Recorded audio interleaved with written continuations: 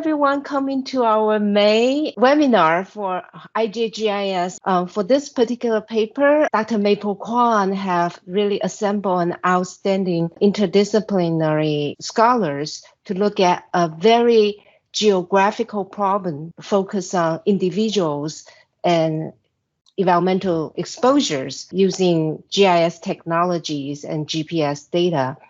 And her co-authors are here, Dr. Kwan, Dr. Matthew Tybersky, unfortunately could not be here, but Dr. David Axton is here. Dr. William Kauzik is here. And again, Dr. Casey Preston, she unfortunately cannot be here. But we have a great group of authors here, and Dr. Maple Kwan will give a short presentation for 30 to 35 minutes. Then her co-author will join her to have a panel for Q&A. And at that time, the floor will open, and we welcome all participants to raise your hands, so I will call you up to ask questions. Or if you prefer, you can go to the chat channel to type in your questions, and I will narrate for you. But I really hope that you will show your face and then have a in-person discussion with the author during the Q&A session. So Maple, take over. Okay, yeah, thank you, May, for the nice introduction and also for the kind invitation to our group. And I'm very, my name is Maple Kwan, and I'm very pleased to, speak for a little while for the paper, and then my three of my co-authors will join me. And it has been a very pleasant experience, for working on this paper funded by NIDA, the National Institute on Drug Abuse, and then and also working with all of you. And then so can everybody hear my voice and see the PowerPoint okay? Yes. Oh, okay, good. So then I will just continue. So these are my co-authors. And then I also want to thank, Jenan Chai and Jungwan Kim in helping me to, prepare this PowerPoint. So what we are really looking into is environmental inferences on subsidence use behavior. And then I will, the core of this paper especially is to talk about the uncertain geographic context problem. So I will, like to introduce this problem, and we talk about the data method analysis and results and conclusion. And whatever I miss and I don't explain well, my co-authors will, soon after that, So I'm looking at the clock, so. So basically, whether how social and physical environments affect health and health behavior, health outcomes is a big question, and more research has been focused on doing that. However, as you can see, there's a question mark in the linkage. Is because the result is always inconsistent. So it's not just yes or no, but sometimes yes and sometimes no. That makes it very difficult. So identify the appropriate geographic area to be used as the geographic. Did I leave my? Sorry, did I stop sharing already? Or so now it's okay. So I'm not very used to Teams. Sorry. So identify the appropriate geographic areas to be used as the contextual unit for deriving the values of various environmental variables. Is very important, and we also need to accurately measure individual exposure to the relevant environmental factors. So I would like to talk about some of the limitations of the period studies regarding environmental influences on subsidence use behavior. For example, the first question is that residential, neighborhood, usually doesn't capture all the people's daily activities or the location of these activities, and people usually use the static administrative areas, and then also people do move around daily. So that means that the findings on the effect of the neighborhood characteristics on illicit subsidence use are inconsistent in the literature. So some of the methodological limitations. So we may say that so this is actually affecting what we can find out about the inference is that we looking into the fixed residential administrative unit, for example, some of the past studies on residential census block group, like using census block group and census tract, and would have, a so-called the modifiable area unit problem, MAUP, and which really means that the zonal effect and the scale effect, if we use a particular fixed administrative units in the block group level or tract level, then we may get a different answer just because, the area unit are modifiable. However, today I would like to point out, there's another problem that is the limitations of the period studies, and is regarding delineation of geographic context. It's not so much whether we are using the tract or the block group, but we are actually not ignoring, how to define or delineate the geographic context, right?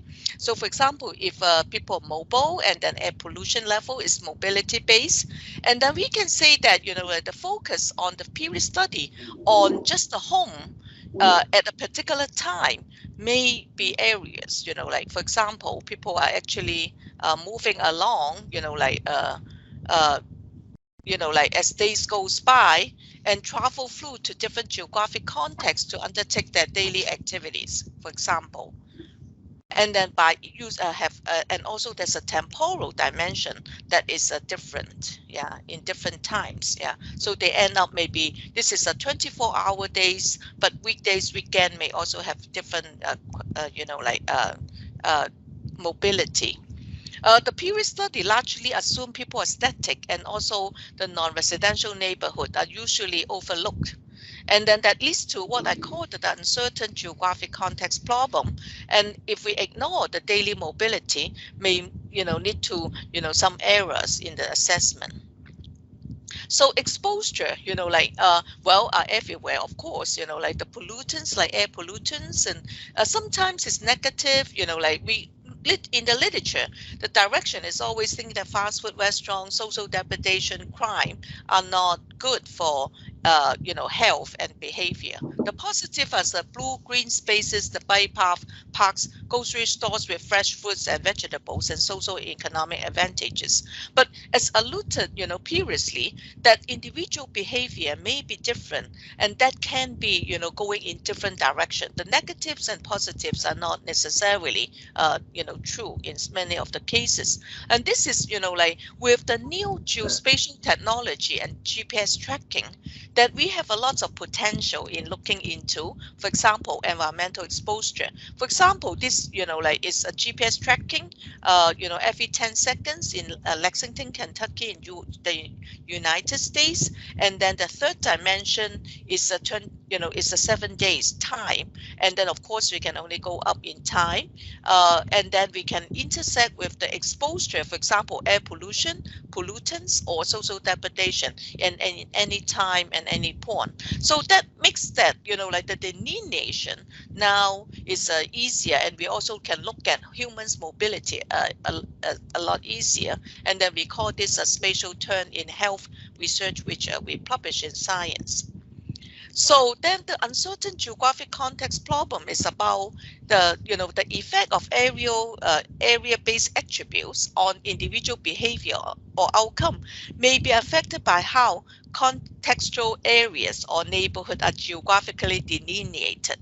And it is because there's a spatial uncertainty. And then you can see that, like we already talked about, the home may not be the only place that is relevant, that exert the contextual unit, but sometimes it's also about some other places.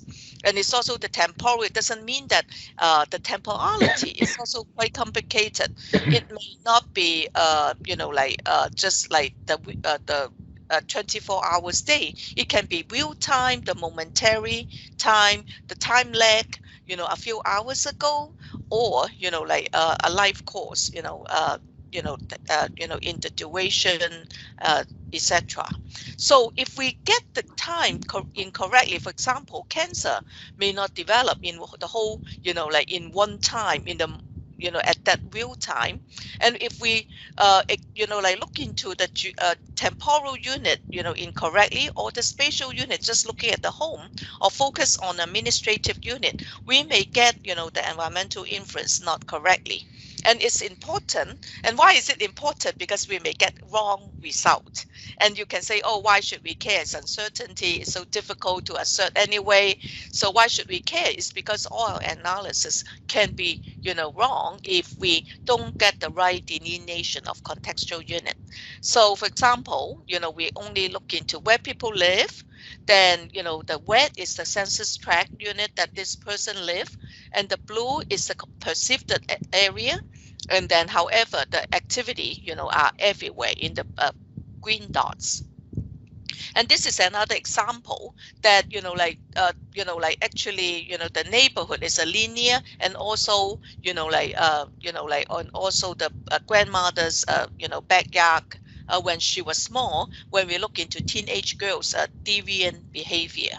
So it's not now because it was when she was small, and it's not even in her own neighborhood. It's the grandmother's backyard. Yeah.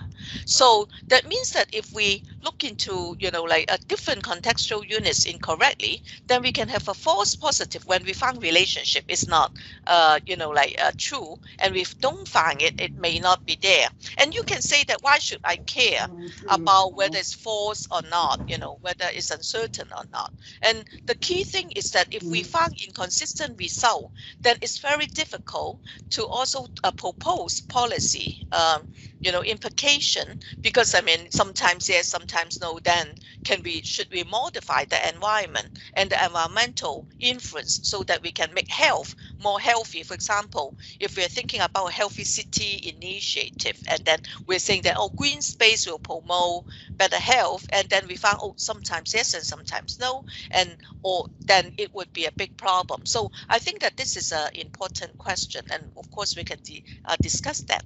So the evidence, I would like to talk about very quickly. Actually, there are many evidence since I published that paper in 2012 on body weight. Yeah, for example, how do we delineate, the geographic context and then affecting BMIs? The food access and its effects, also quite a lot of papers. Air pollution, I already talked about this. And today we are talking about, how the uncertain geographic context problem may affect, substance users' exposure to psychosocial stress. And then one of our recent, papers that we work on is exposure to high-risk environments and COVID-19 risks, and it's by one of my PhD students and myself, and it's forthcoming in the annals of the AAG, Association, American Association of Geographers. And what this is talking about, and when we use individual activity data in space and time to look into how people travel around the high-risk environment in Hong Kong, we also found, the risk of COVID-19 associated with the environment, also related to the uncertain geographic context problem, subject to this problem. And then so I hope that I will be able to talk about this very soon, because the paper is accepted and forthcoming. And what the significance of this is that is actually, if I'm not wrong, that this is one of the first study that we are expanding the uncertain geographic context problem to infectious disease, which is also highly mobility based. So very quickly, I think I'll probably skip this evidence slides very quickly, is that, we're looking into using different residential-based buffer size and shapes to examine association between contextual variables, and then self-reported walking body mass, and then, using different shapes, different buffer size, and then, and then the result shows that there's inconsistent findings when we change, not we, I mean the authors, James et al. And then when they did all this, and then I think that they found inconsistent, relationship findings in the built environment and energy balance literature. And then Yu Ming Park, my former PhD students, also work on, air pollution. And then again, I will be very quick on this one because it's a published paper. Ozone pollution change over time.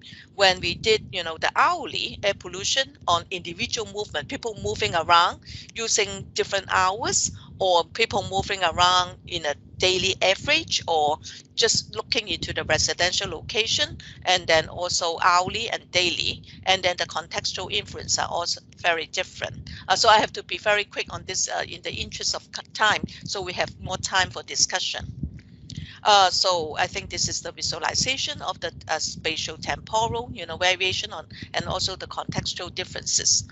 So the study demonstrates, considering both the spatial temporal variation of air pollution and then the human daily mobility pattern is important for accurate exposure, and suggested that this exposure level can be over or underestimated due to uncertain geographic context problem if the spatial temporal variation of air pollution and human daily mobility patterns are not considered simultaneously. Also call more attention to this, UGCOP problem. So, and then going back to this paper that we work on, and we publish in IJGIS, a great journal, then the contributions of this paper is also showing how uncertainties in geographic context may affect exposure measure in a study of subsidence uses. So this is a whole arena, right, looking into psychosocial stress using, global positioning systems data that we use, again, a very advanced geospatial technology and data. And we extend a conventional concept of neighborhood to a broader understanding of context based on people's activity spaces, and we shed light on the inconsistency in Peary's finding and contribute to the literature on the UGCOP in health and GI science. So very quickly, I think that you all got the paper free, open access, and if not, then you can go to the website and download. So we have a subsample of outpatients admitted for marathon and maintenance at a research clinic in Baltimore, and those are heavy substance users. And I think my co-author from NIDA apparently can talk about the data collection method better than I do.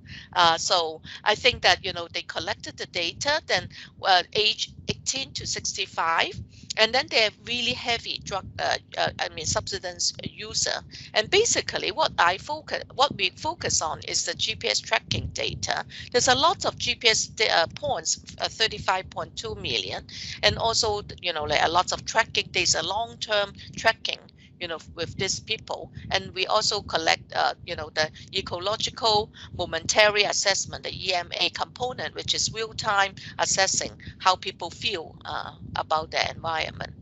So basically, when we look into psychosocial stress, we're using two variables, because this is more, methodological inquiry. So even though limited in terms of the whole health causal pathway, but we are experimenting two contextual variables to demonstrate the uncertain geographic context problem. So the first one that we want to represent is so-called the community socioeconomic status. We did a composite socioeconomic index, the CSI, and which is well-established already index that we employ. That have 9 variables. Basically, socioeconomic index is residents with university degree, medium household income, whether they're, professionals, the values of the dwellings, and so all this socioeconomic, variable, and we standardized it into an index. And then we also looking into crime, which is also a representation of psychosocial stress, looking into violent crime, threat, and all kinds of different variables that we can find.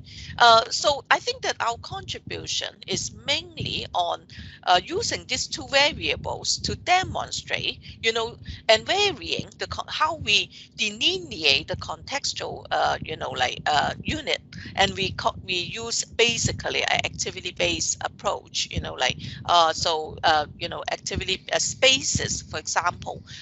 So first of all, we have tracing the mobility using GPS, all these points, and also the trajectory, buffering them, And also we, like look into all the activity points and locations, and we build a standard deviational ellipses, and with one standard deviation with two, and then we also have a minimum convex polygon to encompass all the GPS points, and we also time weighted, the kernel estimation, and build a home buffer. So and then we use this spatial unit, like contextual units, mostly weighted by the time, and then we use it as a cookie cutter and cut on mainly the two variable, which is the CSI and also the crime. Yeah. So basically, we do weighted sum of values of a contextual variables, using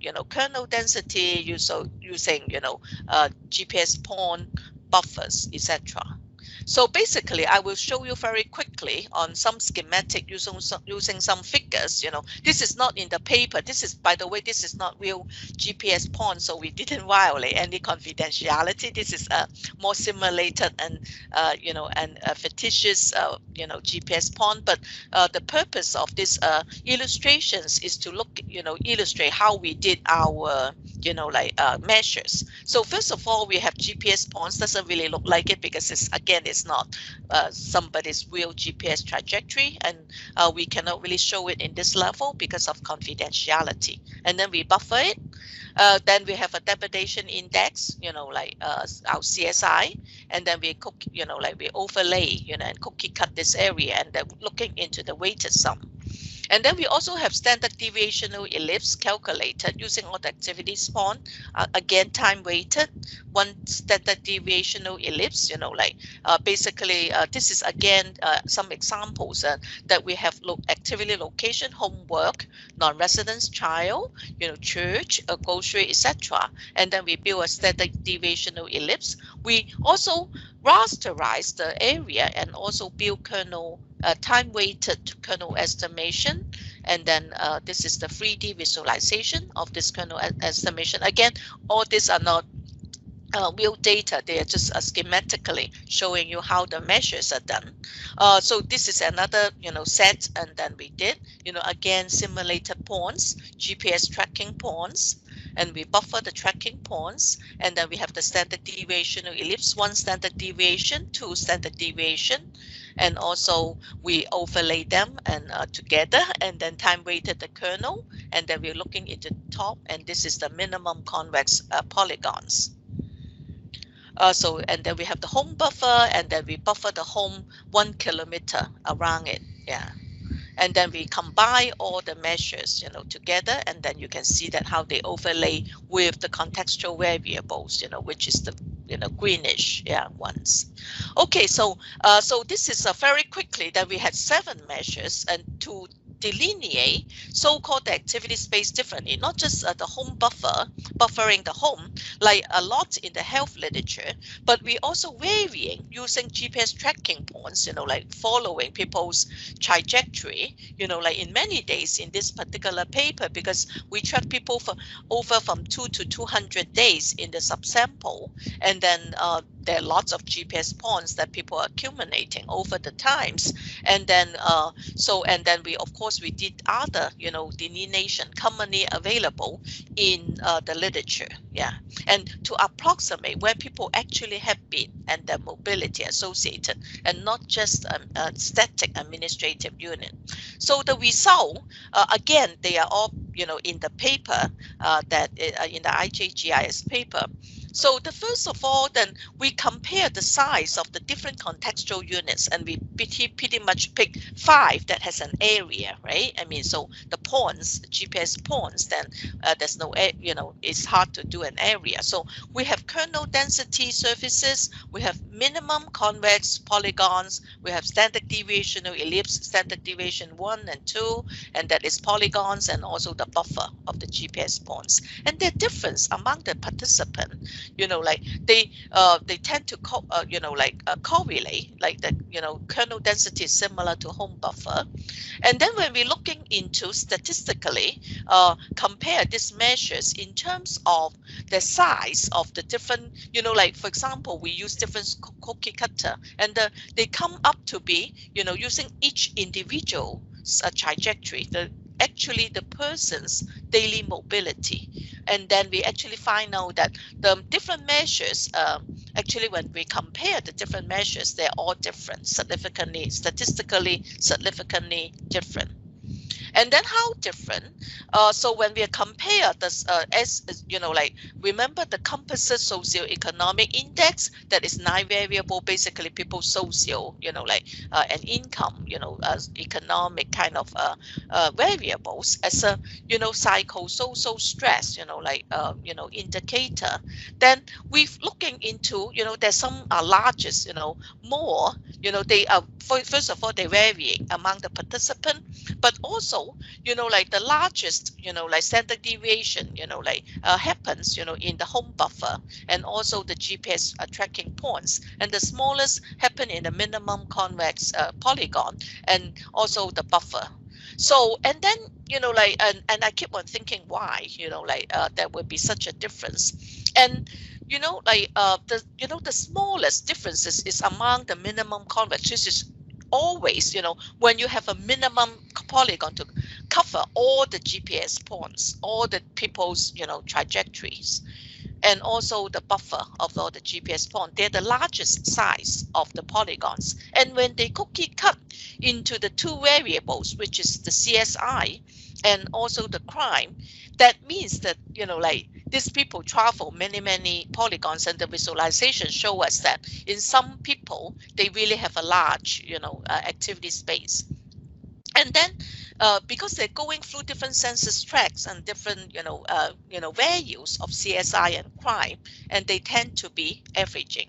So actually it alluded to one of my other thesis is about the neighborhood effect averaging problem, the NIP. Yeah, is that when people are moving around, very mobile, and then the,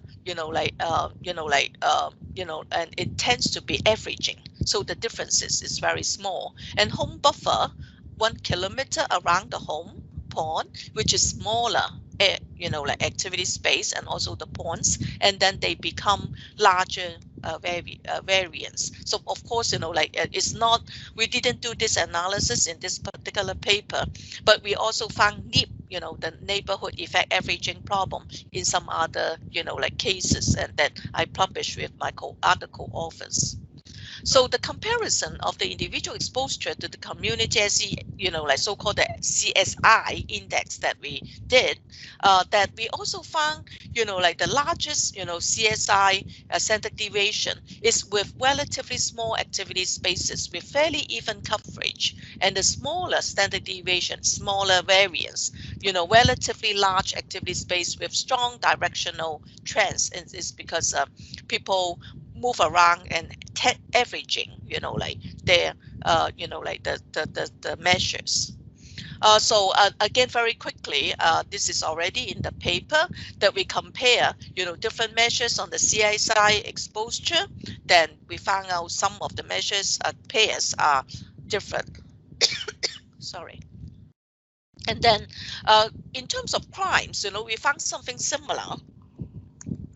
Now we excluded the home buffer because some of the homes are outside the cities, and we only have had crime data within the Baltimore city. So we just cannot, do the home buffer. So we also, so there's only 6 measures, and then we found the kernel density, also large, largest, standard deviation, and also the points and the minimum convex to be smaller. I think the same logic applies here, so I don't want to discuss, too much about this. Again, the largest standard deviation, the smallest standard deviation, smallest difference. And we also found in crime there's 11 pairs, comparison of the measures are all come up to be different. Again, it shows that, there's an uncertainty, the uncertain geographic context problem when we use different delineation of the activity spaces or contextual unit that we think that to approximate. Of course, it doesn't have to be just the 7, right? But the 7 commonly used one, that the comparison of different measures on crime exposures are different, statistically different. So, and then we did a factor analysis, and then we compare, that the factor analysis, the minimum convex polygon and the GPS tracking buffers, are closer, into a loading on factor 1, like factor 2, standard deviational ellipse, and also the GPS points and kernel estimations are closer measures together on CSI exposure. And on crime exposure, something similar happened. Again, the kernel density, surfaces, the GPS points, and also group into the group, loading on, the factor, 1, and then factor 2 and factor 3 are similar, measures are getting closer on different factors. That means that those can be similar measures. Yeah. So, okay, so I would like to have more time for discussion. So I'll come to the conclusion very quickly. The contextual uncertainty is an important issue when examine the effects of various contextual factors on subsidence use behaviors. The different delineations of contextual areas yield different exposure estimates, and this may lead to different conclusions and important implications for future research on the effect of contextual inferences on health behaviors and health outcome. And of course, there are many complexity that we need to look into in terms of the health environmental inferences on health, on subsidence use behavior. But I think that, when we bring out in this particular paper, the importance of the delineation of the contextual areas seems to be a very important one, and also seems to be a very first step that we need to do. Yeah. Okay. Thank you. I think that concludes my presentation, and now it can go back to May. Yeah. Hello. Well, Hi. yes. So I think I'll stop sharing. Yeah. Yes. Well, thank you very much, Maple, for the wonderful talk. And before we open the floor, maybe Doctors Kwan, Exton, and Kozak have some comments that you would like to add?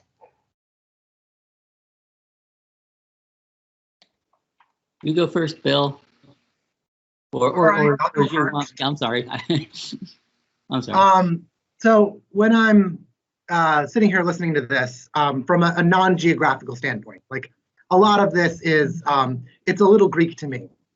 And I feel like there are a couple of things just from a scientific standpoint that make me a little nervous seeing this data. And the one is, with the pressures that we all have to publish and things like that, it seems like it might be pretty easy to just, you choose the geographical context based on whether or not you find some significance. And you don't bother explaining that, oh, we tried all these things. It seems like something that we really need to do a good job a priori defining which one of these would make sense, right? Which one of these would make sense for the behavioral data that I'm actually looking at. That was the thing that really sort of strikes me about this, is this idea that we have all of these different ways of doing it. And we have a lot of people dipping their toes into the geographical world. And if you don't have a good understanding of what these representations mean for the exposure that the person is experiencing, right? You may, just be like, okay, I don't know how to really do this. I've got all this data. I'm just going to plug it in and see which one's significant. And that is scary to me. Very good. Dr. Kwan? I don't have much other comments. I think Maple have already covered all aspects of this paper. So kind of agreeing with William on the points that have finding some significant correlations with any kind of the geographic delineations doesn't justify the use of that kind of method by itself.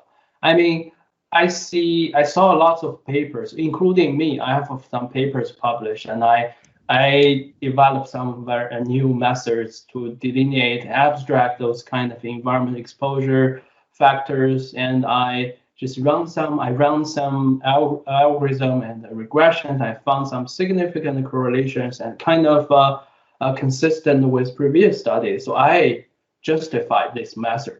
But really, by doing this research, I really think that not only develop a new method and justify it by some kind of correlation we found, but also we need to think deeper what kind of factors and how we can justify, and especially for those kind of uncertainty issues in the different methods. As a GISer, this is way more important than just to create some new advanced or fancy algorithm with the most advanced algorithm like deep learning or machine learning things. Yeah. Very good. Dr. Aston? Yeah, well, first to sort of to underscore what Bill said, yeah, one of the takeaways from this paper is that certainly the choices you make as you assess geographic context and exposure, the choices you make clearly matter.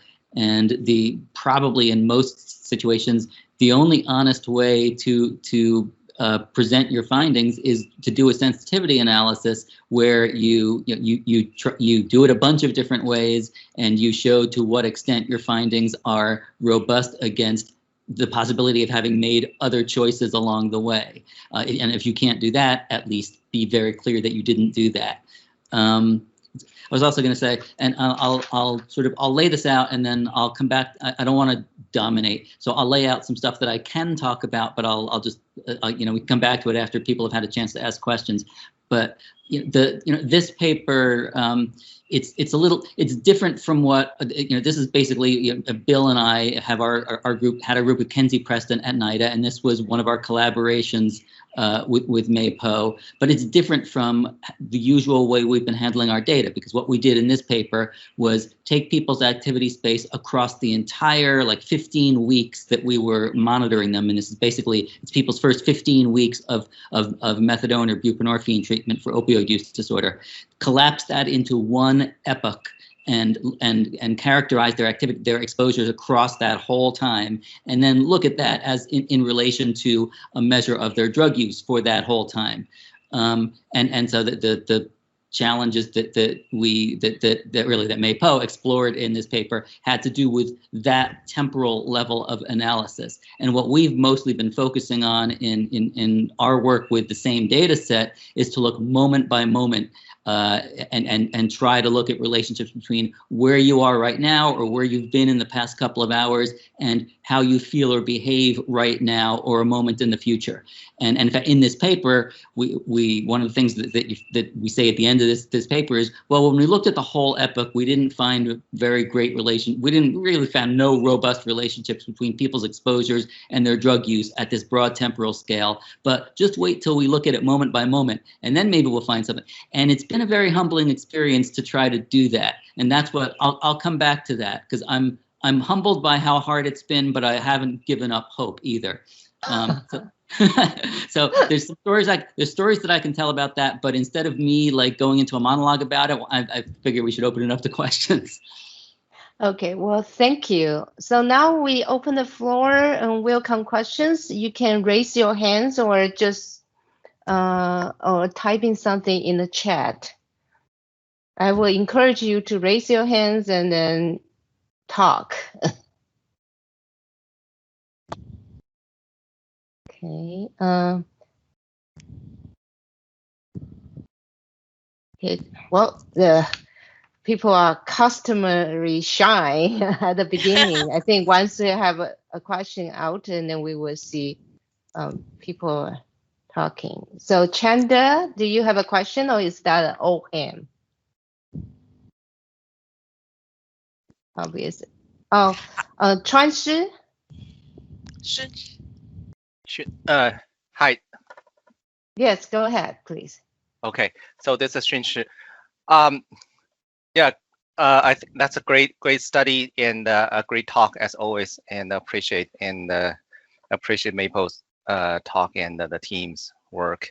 I have a general question. Actually, I have been reading this team's Maple's work on this very important concept and very inspiring. I think it's a very important thing. And so my general question is, at the beginning, even now, I think this context issue, this uncertain context issue, its a primary source is the individual person's, excuse me, it's this individual person's properties and this person's subjectivity, because everyone view the world, view the neighborhood differently. And when we're talking about a neighborhood, or we're talking about the context of a person, this is really subjective and individualized. But through these many works of Maple's team, and especially this one, so for example, the second item on this conclusion slide we're still looking at, then it seems the techniques or the methods or the specific metrics we use to measure this context, which means from the researcher's perspective, this is also a source of this uncertainty. So not only from the objects, so which means the target where we're looking, we're studying, but also from the researcher's perspective, this is also a source of this uncertainty.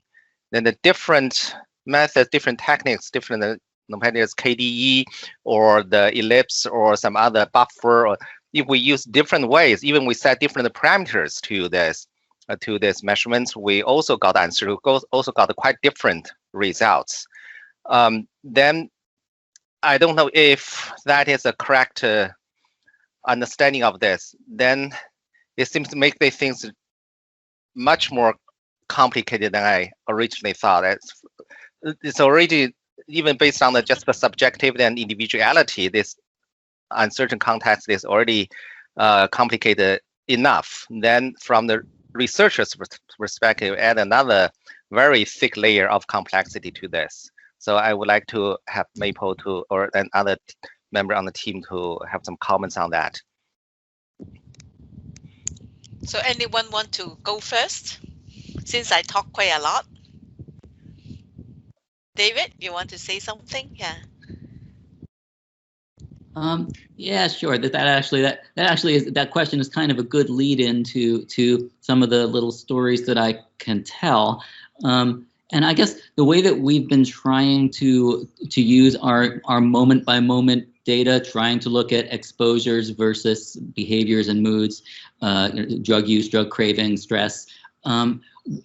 One thing that influenced me was a paper that came out a few years ago by Tali Yarkoni and Westphal. It's a 2017 paper, and it's called Choosing Prediction Over Explanation in Psychology. Actually, I choose both prediction and explanation. But the point of the paper is that you should think of these as two different endeavors, and that in explanation, you're looking at relationships between things with inferential statistics, more or less at the aggregate level, and you're making generalizations, and it's everything that you would do with the p-value is explanation in psychology, and that is quite different from what you would do with a machine learning classification task, where you're trying to do accurate case-by-case, moment-by-moment prediction, where you're trying to get it right every time with the fewest false positives and false negatives. And we're trying to use our data both ways, in separate endeavors in a way. And in both cases, this is how it relates to your question, in both cases, you do have to think about the heterogeneity of how people respond to their environments. In the inferential realm, in the realm of making generalizations about the data, one of the things that we thought we found kind of a counterintuitive relationship between people's momentary exposures and how they felt. It looked as if people were feeling surprisingly stressed or having surprising degree of drug craving in places that objectively that we thought were rather pleasant and salubrious. And it was Bill actually who started looking at the data and found what initially appeared to be a difference by race, such that this counterintuitive relationship was present in our, call them white or European American participants, and not in our Black or African American participants. And we had to, I'm not going to get into the details because it would take forever, but the exposure measure we had basically only covered Baltimore City, and it took years to put together a better exposure measure that would cover the rest of the activity space, and we needed to do that so that we could actually not differentially exclude people by race from the analyses. When we finally got that together, it looked to me like the race difference that was the most interesting and provocative thing in the data set was so elusive, so almost there, but I didn't quite know whether I bought it, and I certainly didn't know what to make of it. That I was this is especially I was preparing to write this up last spring and summer, and then last summer was what it was, and I started thinking even harder than I'd been thinking before about how to be a responsible steward of these data, and whether I can live with publishing a paper about a quote unquote race difference that I'm not even entirely sure is real or what it means. And I thought, I'm not comfortable with this. So that's one story of where the kind of heterogeneity we found and why I'm not comfortable with it, because the effects are so elusive and noisy. In terms of the machine learning, I mean that's a little bit neater, because you can just go person by person and let the algorithm do what it does in terms of relationships between where the person is, what they're exposed to, and how they respond. And we published a paper on that. And what I found, or what I concluded, was we did about as well as almost anybody else in that research space, the space where people are doing what's called digital phenotyping, logging every passive thing they can from a smartphone and using it to either automatically detect mood or behavior or predict mood or behavior. We did that using GPS tracks about as well as anyone else had done it. And I don't think it was good enough. I don't think you could deploy it in a live intervention to trigger, to trigger an app saying, okay, you're at risk now, you need an intervention. I think it had too many false positives and negatives for too many people. And that's where I am with it. And I think we need to integrate more effortful types of data into our predictions, more than passive logging of where people were or passive logging of anything else. We need to ask people, we need to have people actually give effortful input into the app to help predict where they're going to be. So that's my set of questions about heterogeneity and how people respond to spaces. Yes, I think there's a lot of it. I think it's complex, and I think it may, at least for our population and the things that we're trying to do, I think it's going to hinder our efforts to make any strong conclusions about relationships between exposure and outcome or response without getting additional information. And I'm going to say, I know I talked a lot. I'm going to say just one more thing, because it's a relatively optimistic thing. And that is, I was very pleased last summer when I was watching at the online meeting of SPR, Society for Prevention Research, when I started seeing presentations about a greening and cleaning project by Charlie Brana's group. I don't know them well. They're at UPenn in Philadelphia. And because I had started to think, oh, I was just hopelessly naive, thinking that people's moods and activities could really be influenced by whether their surroundings were pleasant for the moment. I thought, yeah, I thought that's just, it's way too much to expect of the environment. And this Charlie Brana's group found they created these parklets, these cleaned and green parklets in what had been blighted areas. And they found, and they worked together with ethnographers, they found that people really did respond both psychologically and physiologically in pretty robust, detectable ways to this pleasantizing of their surroundings. And they even found anecdotally that drug dealers in these regions were respectful, and residents would say, well, we really like this parklet, we really like what's become of this, could you please deal the drugs down the block instead of right here? And the drug dealer said, okay. So there can be something about the greening of a space that people will respond to surprisingly well. I don't know whether our particular population that has substance use disorders and they're just starting treatment, maybe the effects of that on them are just going to be smaller and harder to detect. But at least I'm more optimistic now that, yes, you can change the appearance of the environment and get something detectable. So, okay, I'm sorry I've talked so long. I'll shut up now. No, well, thank you very much. Martin, Simon, you have a question? Please go ahead. Can you hear me? Yes. I have a question related to the exposure metrics, because in my experience, Maple, others are usually developing that on the US cities, which are pretty much spatially polarized, and land use, it's very often just for one function, residential, etc., labor related, and this kind of spatial classification. So you have very different parts of cities. But I wonder how this method would work in a city where there is more mixed use of spaces and which is less polarized, because if you use the data on pretty very polarized cities such as Baltimore, then the metrics you use might be partially reflecting the spatial polarization within a city. And if the city were different with much less spatial differences, you might come to the different results, or the method might not be working the same way in different contexts. So I wonder whether you tested then that method in some other context, maybe different city or different kind of city. Yeah, very, very good questions, I think. Yes, most of this work is in the United States, and then the fact that we use, census data is also pretty aggregate. But I think that, I have mentioned that there's a recent paper that we did in Hong Kong, is that the whole building is different. So we are doing building by building kind of resolution on and examining the uncertain geographic context problem, and then also using like a precise lat long data about people's activity trajectories and activity location.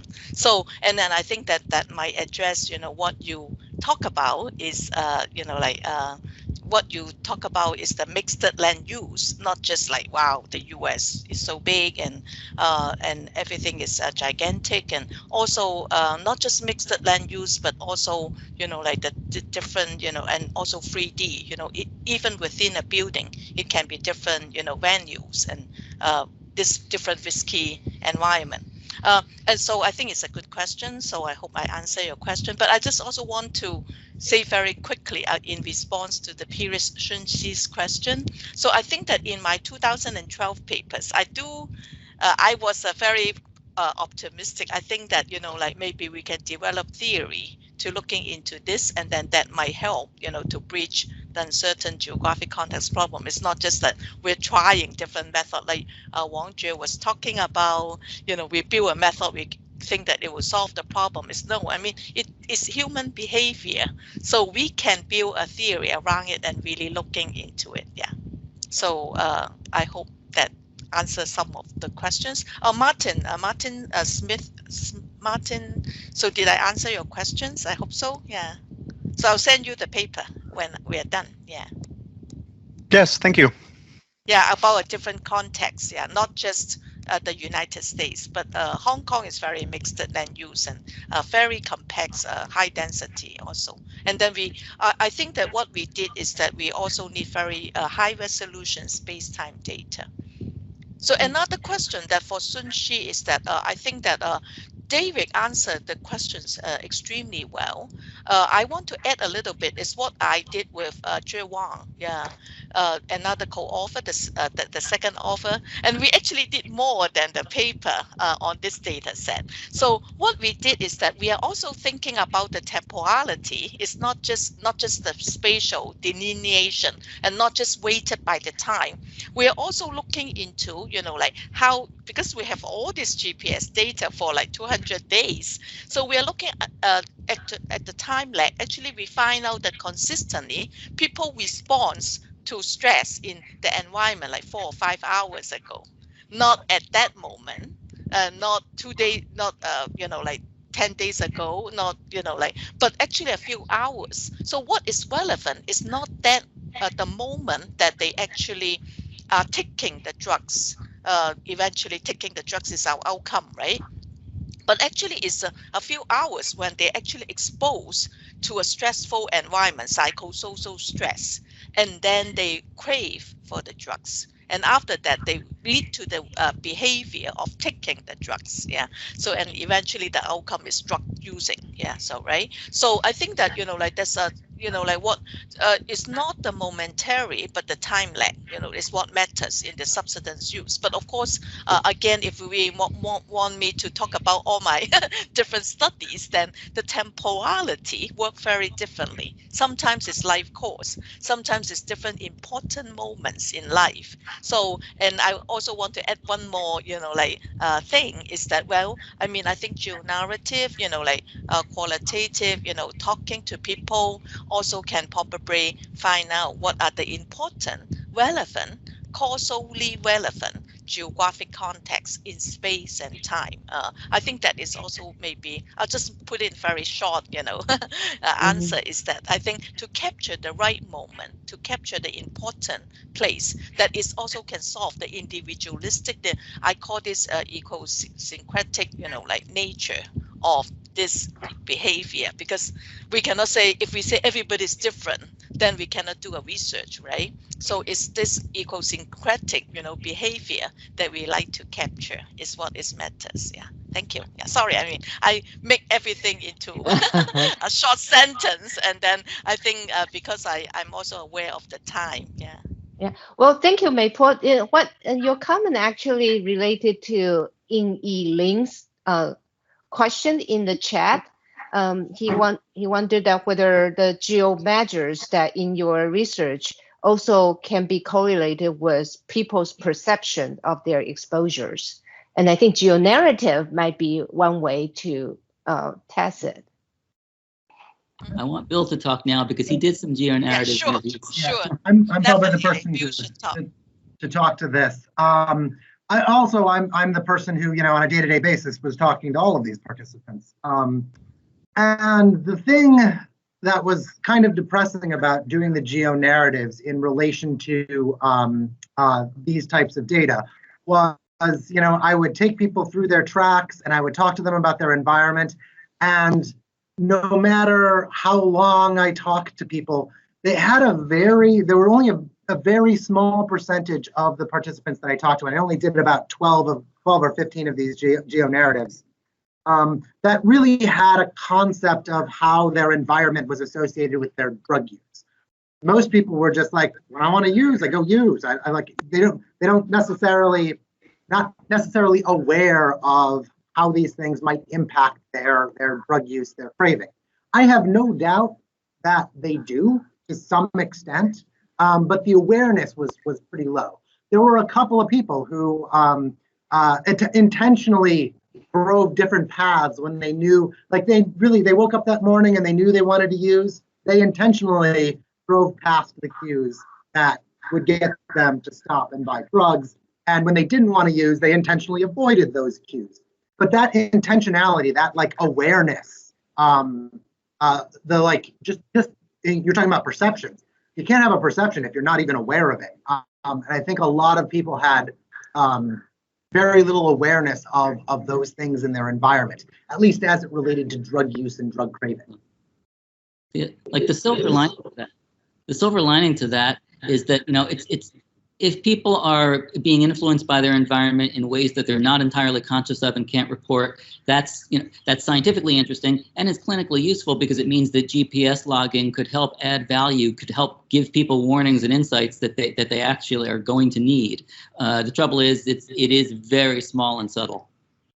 Mm-hmm. And if I can go back a moment to something that Mapo said about how if everyone is individual, then there's no need for research, or you can't do research. And I will push back on that, because a lot of what we want to do in terms of drug use prevention is to prevent this one person from relapsing.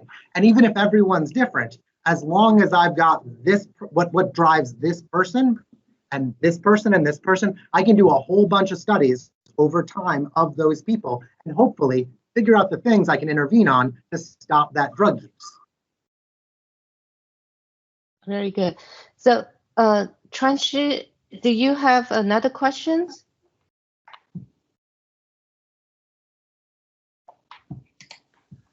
Oh, okay. If that refers to me, yes. Oh, yeah. Sorry. Yeah. I just wanted to have a quick. I'm typing actually. Quick to what Maple said. Yeah, the concept and the theory of contextual uncertainty, I think, as Maple said, they're novel, important, and profoundly valuable. No question about that. What I was saying that I just noticed that through the study of this UGCOP, we are introducing new uncertainties rather than we have sort out all the uncertainty we originally thought about. But right during this process, we're introducing new uncertainties from the researcher's perspective. I think that is a good thing. That is not a bad thing. That is a good thing. We just make the theory and the concept more comprehensive and more very well presented or delineated. That's my comment. I just think this is much richer than we originally thought. Than when Maple first proposed this back in almost 10 years ago. Now when we see this theory and the concept much richer than it in a very original form. That's what my very quick comment. Well, thank you very much. Any final thoughts before we close? No? Jim? Okay, so, oh, sorry. Sorry.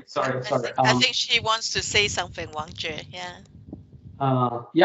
Maybe I can talk something regarding to the questions that brought up by the guests. So first, I would like to highlight what Martin said.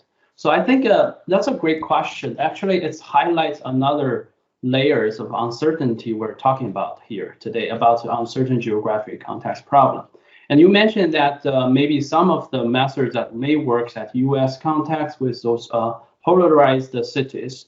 And for other countries, maybe the city is more mixed. And especially, like say, the socioeconomic status of the residents are mixed together. And maybe some of the methods are not works. Actually, this is one layer of the uncertainty here. It's not just the method we used, but also the locations, the regions, the cultures, the background of those regions or cities that we are applying different methods. And that means that when we apply one of those methods or try different methods, we need to we cannot forget. We need to focus especially on the culture or the background or the spatial mix of the specific cities that we're applying those methods. So it's actually another layer of uncertainties. And that's my comments on Martin's. And also back to what Maple said about the temporal laggings. I think there are different layers of those uncertainties than temporal uncertainties. One of the uncertain geographic context problem is that, say, for the drug used, and we did do, we have already done some research on that, say, at the moment when the drug users take drug, and we trace back, and we tested different time lag. It's 1 hour, we trace back 1 hour, trace back 2 hours, trace back 3 hours, and even 10 hours. And we see how those different settings of those time lags and with those environment exposure during those different periods of time lag, and how those are correlated or contributed to the drug use. I think there is another layer of uncertainty considering the temporal dimensions. And that's my comments. Thanks. Very well. We do have we do have one more questions. Can the speaker stay up for another minute or two to answer the question? Okay, yes. Thank you. So Prawn Amaya, do you want to ask a question? Hi. First of all, thank you for the wonderful presentation and on research. Found it very interesting. My question is related to the research on the social media part. So the subject was on which the research was done. Was there any exploration on how the person or the subjects used social media, for example, posting on Twitter or Facebook or Instagram? Nowadays, they can actually track the location through the social media, and if that is allowed, was there explored? Or, for example, someone is really distressed, right? And the person actually talks to some other friend or maybe acquaintance, and that interlinkage can be developed. And we can actually study that interlinkage and find some conclusion about how the substance abuse can be interlinked within that connection. Was there any exploration on that part, or can that be done? That was my question.